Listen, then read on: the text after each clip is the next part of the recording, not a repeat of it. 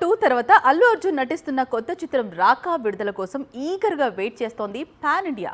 2027లో విడుదల అంటూ ఇప్పటివరకు ప్రచారం మాత్రమే సాగుతోంది. ఎందుకంటే చిత్ర యూనిట్ ఇంతవరకు విడుదల తేదీని ప్రకటించలేదు.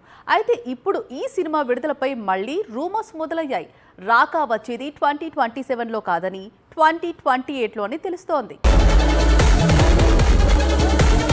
వచ్చే ఏడాది డిసెంబర్కు రాకా రిలీజ్ కానుందని గత కొద్ది రోజులుగా ప్రచారం సాగుతున్న సంగతి తెలిసిందే. పుష్ప సిరీస్ నుంచి వచ్చిన 2 చిత్రాలు కూడా డిసెంబర్లోనే వచ్చాయి. దీంతో ఇదే సెంటిమెంట్ రాకాకు కూడా ఐకాన్ అప్లై చేస్తున్నాడనే టాక్ వచ్చింది.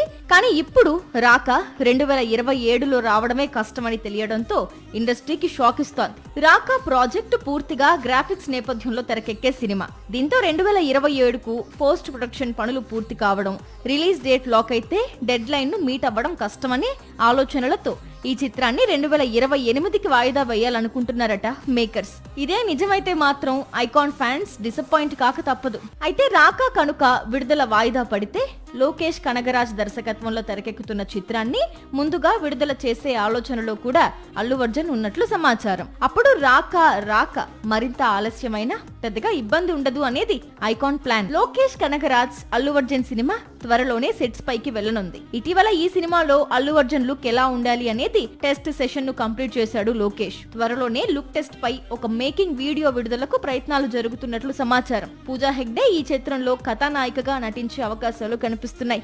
సాక్షి టీవీ ప్రసారాలను నిలిపివేయటం చట్టరీత్యా నేరం.